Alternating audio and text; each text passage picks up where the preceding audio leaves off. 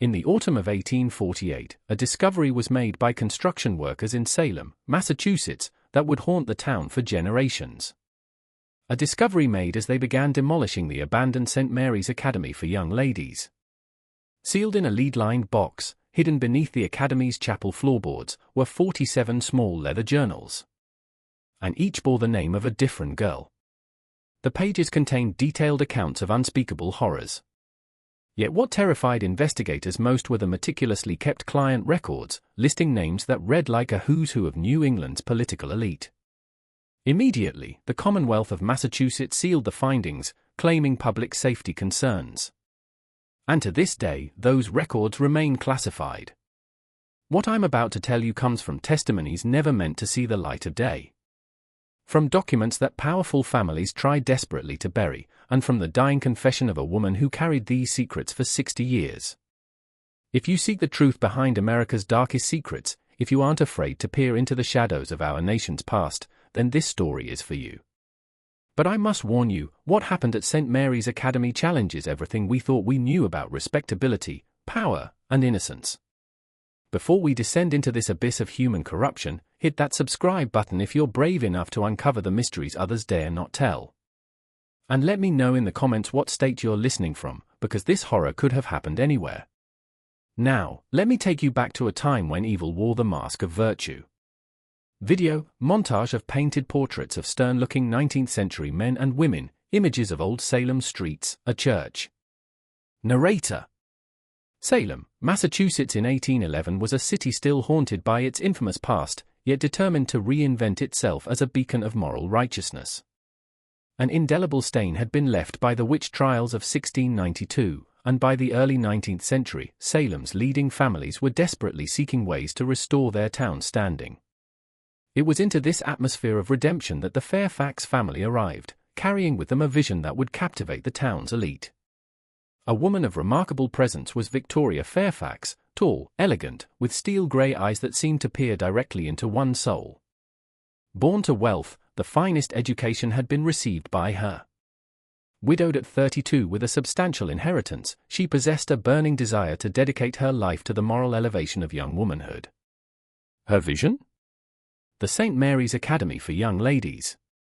It would teach not only reading and writing but also music, French, and most importantly, moral instruction. The town's leadership embraced her with enthusiasm. The building she selected had a history as complicated as Salem itself.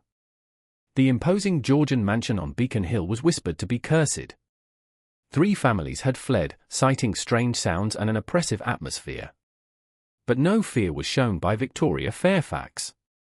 She purchased it cheaply and began renovations, adding a chapel, dormitories, and most notably, a series of private chambers on the 3rd floor that Victoria described as meditation rooms.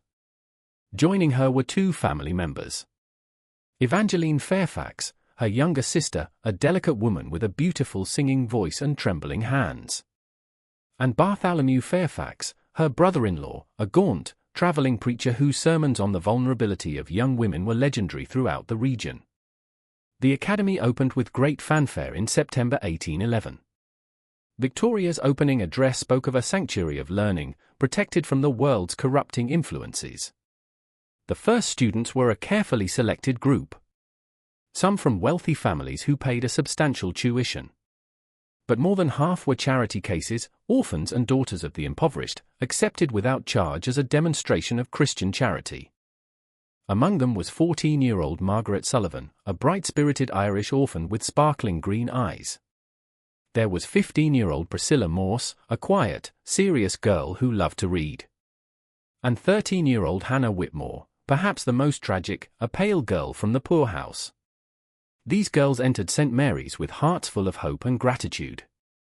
They had no way of knowing they were walking into a carefully constructed trap. That the elegant mansion would become their prison, their nightmare, and for many of them, their tomb. The first hint that something was amiss came not from the students, but from Mrs. Abigail Thornton, a seamstress who lived at the base of Beacon Hill. Her weekly deliveries gave her a unique vantage point. On a grey October morning in 1812, she saw something peculiar, well-dressed gentlemen departing from the Academy's side entrance, moving quickly, avoiding being seen. Over the following weeks, she paid closer attention. These mysterious visitors always arrived after dark. Their carriages were expensive but bore no marks. Sometimes there was one, other nights she counted as many as 6. More disturbing were the changes in the students themselves. The girls became withdrawn, hollow-eyed. They moved with a strange, dreamlike quality. Some bore bruises explained away as needlework accidents. Margaret Sullivan, once so spirited, now rarely spoke. Her gaze held a desperate, unspoken message. Then, on the night of December 13, 1812, Mrs. Thornton witnessed something that would haunt her forever. Unable to sleep, she saw erratic, flickering lights in the chapel windows.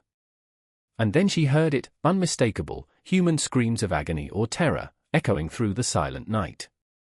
The next morning, she convinced herself it was a fever dream. But 3 days later, she learned the truth: young Hannah Whitmore had died suddenly on the very night of the screams. Victoria Fairfax explained it was a sudden fever. The funeral was small, private. No family attended. Hannah was buried behind the academy, her story seemingly over. But then, in February 1813, 2 more students died within a single week. Priscilla Morse, the girl who loved books, was found dead in her bed. Mary Catherine O'Brien succumbed to brain fever.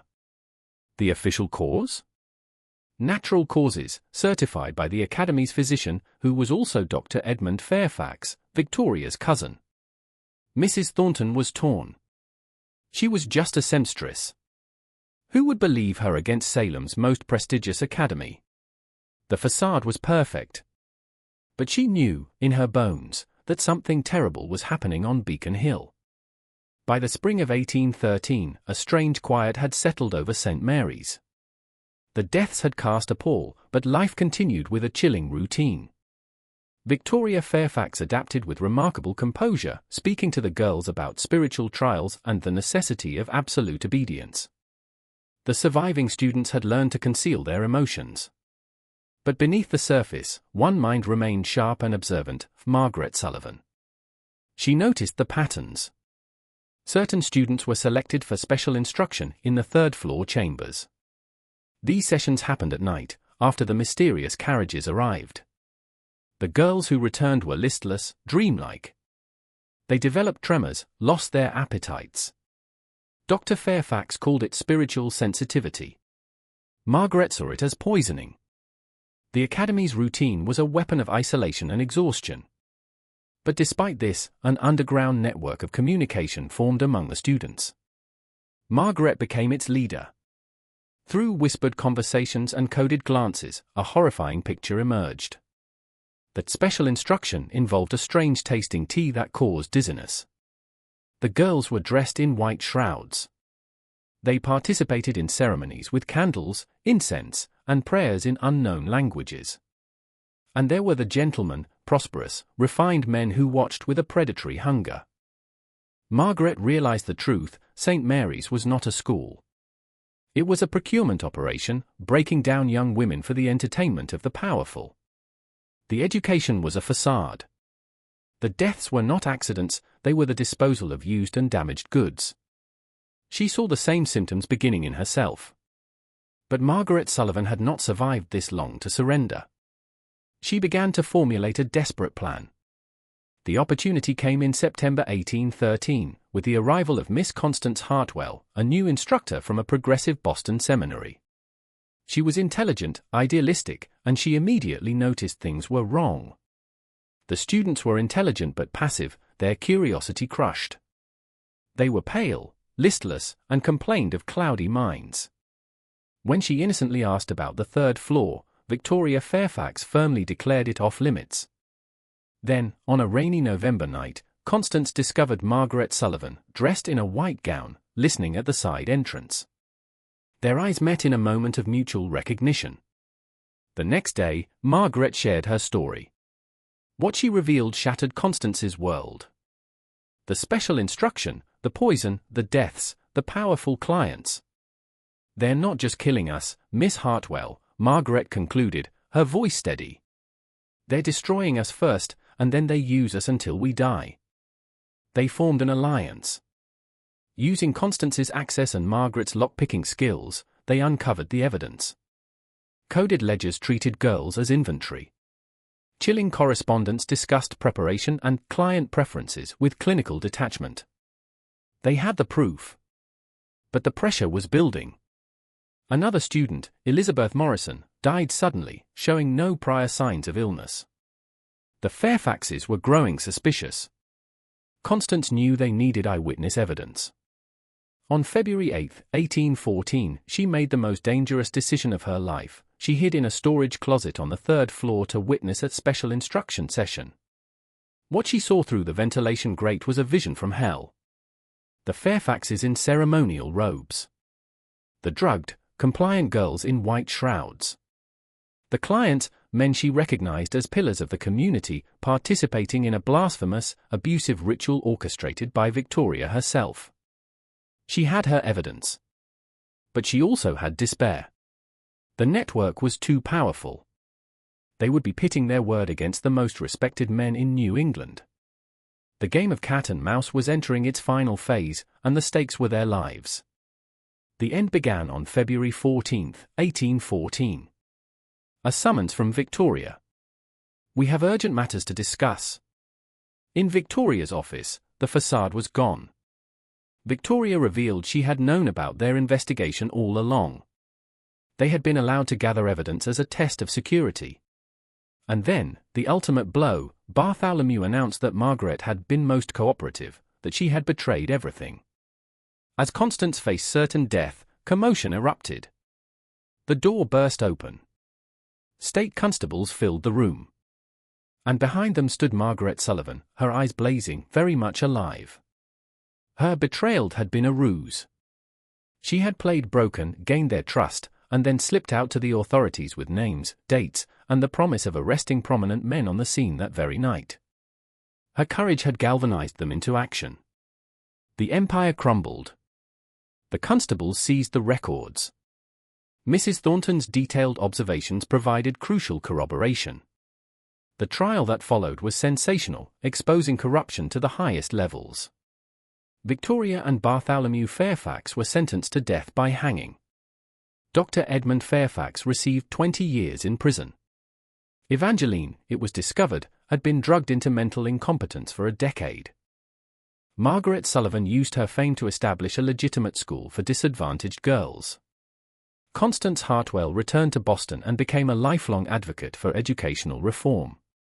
The academy was demolished, and a public park now stands in its place, with a monument bearing the names of all 43 victims. The story of St. Mary's Academy serves as a chilling reminder of how easily institutions designed to protect the vulnerable can be corrupted. It shows us that evil often wears the mask of virtue. In the end, the words of Margaret Sullivan at the trial echo across the centuries. They thought we were powerless because we were poor, because we were young, because we were alone. But they forgot that even the powerless can find power when they stand together for truth. Today, we still struggle with these same challenges. The girls who died at St. Mary's were not forgotten by history. Their story reminds us that the price of allowing evil to flourish is always higher than the cost of confronting it. What do you think about this dark chapter? Could such systematic exploitation happen today under the cover of respectability?